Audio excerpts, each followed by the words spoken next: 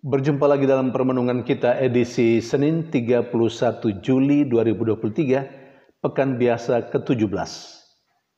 Hari ini adalah peringatan Santo Ignatius dari Loyola, seorang imam. Bacaan-bacaan liturgi hari ini, bacaan yang pertama dari Kitab Keluaran, bab 32 ayat 15 sampai 24, ayat 30 sampai 34. Dan bacaan Injil dari Injil Matius bab 13 ayat 31 sampai 35.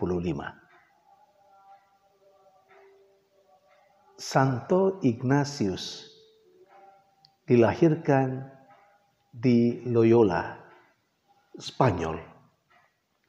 Dia berasal dari keluarga bangsawan. Ketika beranjak dewasa, dia masuk militer.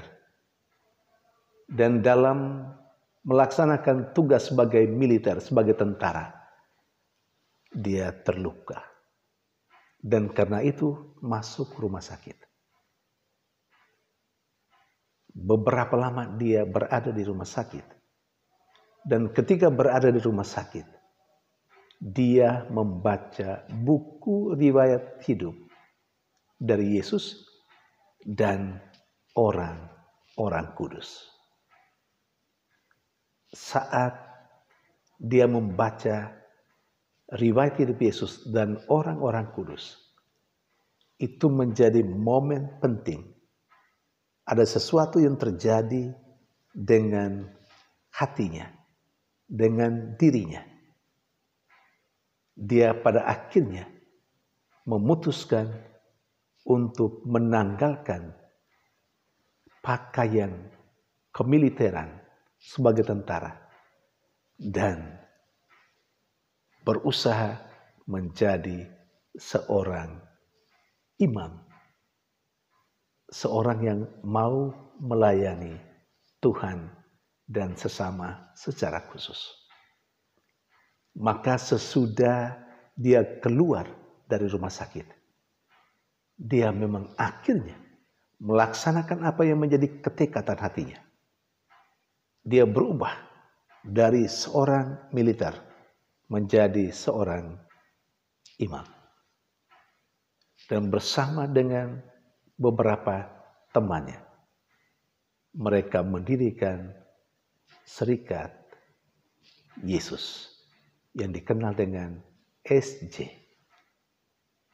Saudari dan saudara yang terkasih, poin penting dalam riwayat hidup sederhana yang saya ungkapkan dari Santo Ignatius Loyola adalah perubahan dari hal yang sudah baik menjadi yang lebih baik.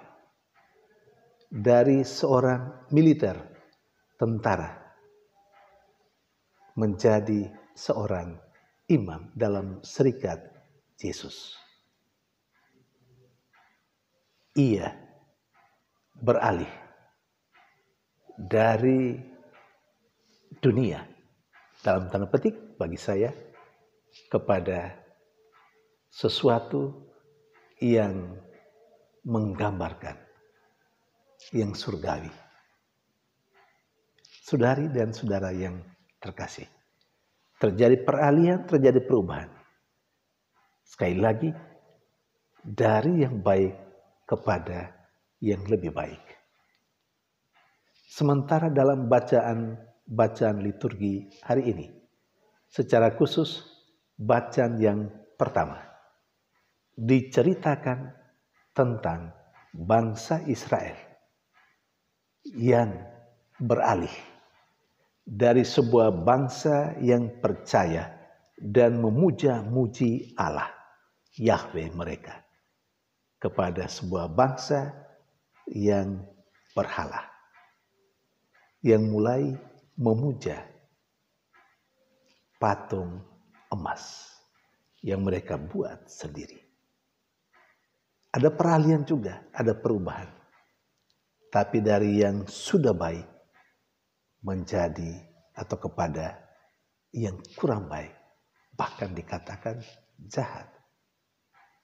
Dari yang kudus, yang suci, berubah kepada dosa, beralih kepada dosa. Dosa berhala.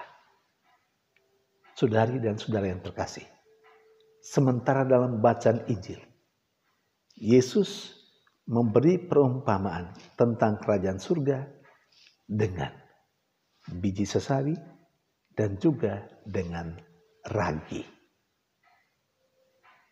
Biji sesawi adalah biji yang paling kecil dari benih, tetapi pada akhirnya bertumbuh dan berkembang menjadi pohon melebihi sayur-sayuran, bahkan ditegaskan menjadi tempat bersarang burung-burung di udara.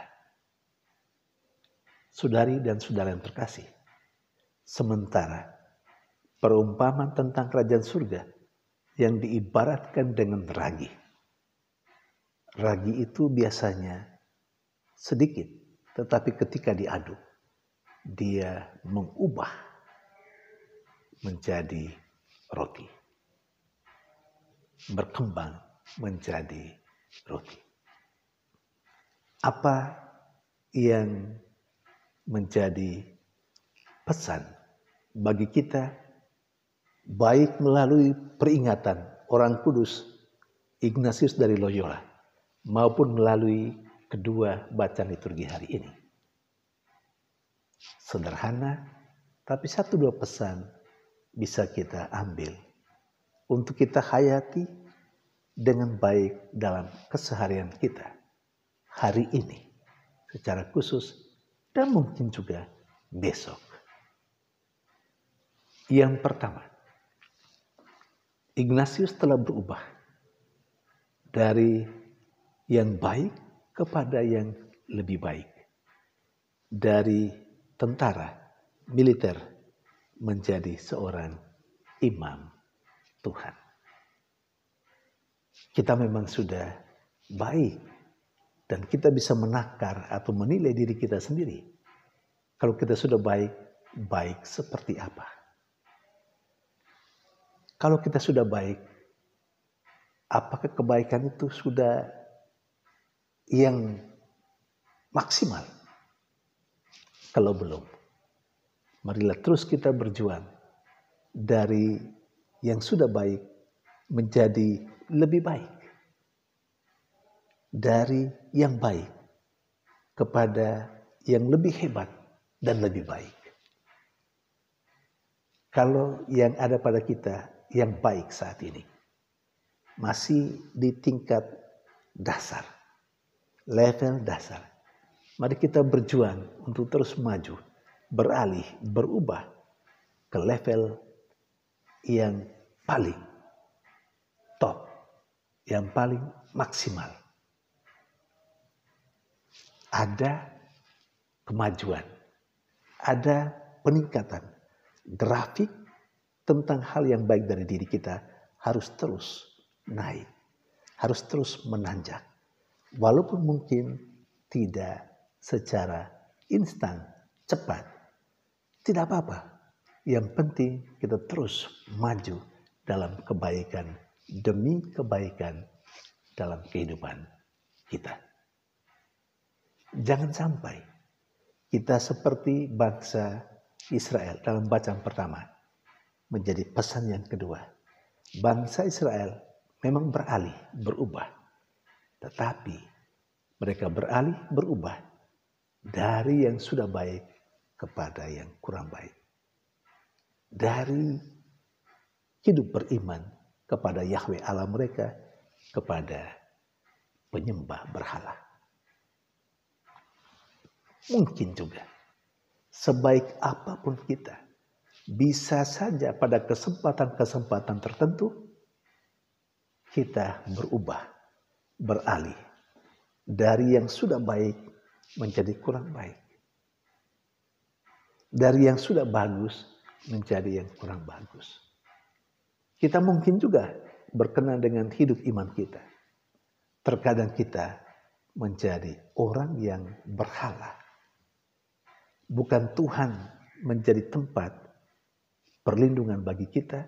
Bukan Tuhan menjadi tempat kita berlari.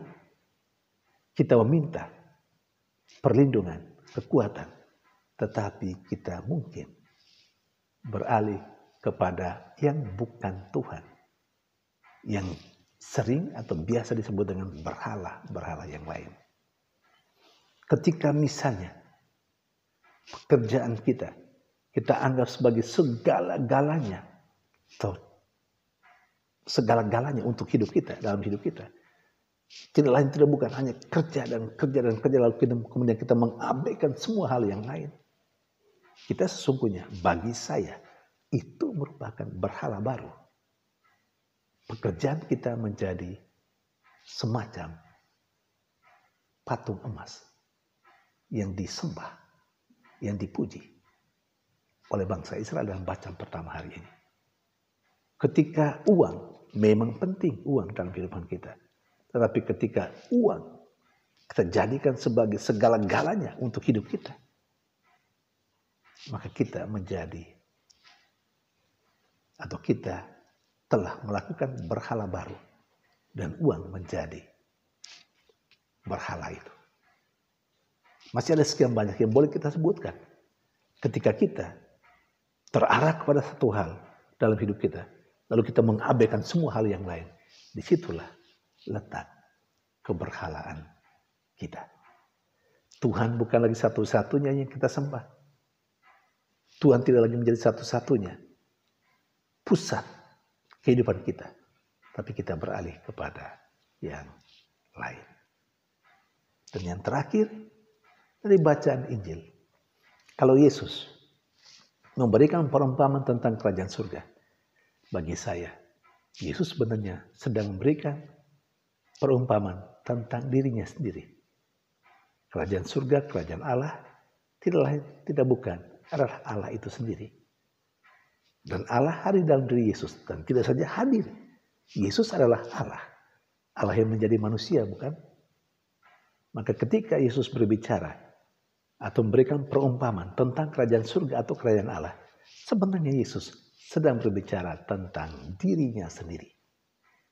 Nah, kalau Yesus berbicara tentang dirinya, yang diibaratkan, diumpamakan dengan biji sesali. Yang biji yang paling kecil, bertumbuh, berkembang menjadi pohon, dan tempat bersarang burung-burung di udara. Yesus mau katakan kepada saya dan Anda, bahwa dialah tempat berlindung siapapun. Maka terinspirasi dari poin ini, kita seharusnya menjadi pribadi, menjadi manusia yang mesti menampung banyak orang yang ada di sekitar kita. Siapapun itu, dari golongan manapun itu, kita mesti menjadi tempat di mana mereka merasa nyaman, merasa aman, tempat mereka ditampung. Dan yang kedua, dari bacaan Injil, Yesus mengumpamakan dirinya dengan ragi. Kehadiran Yesus menjadi semacam ragi itu yang membuat hidup yang kurang baik dari manusia kepada yang lebih baik. Dari kegelapan, dari dosa kepada terang dan hidup yang berkenan pada Allah. Demikian juga kita harus menjadi seperti ragi itu. Kehadiran kita mesti membuat lingkungan yang ada di sekitar kita menjadi lebih baik, lebih bertumbuh dan lebih berkembang secara Kristiani. Tuhan memberkati.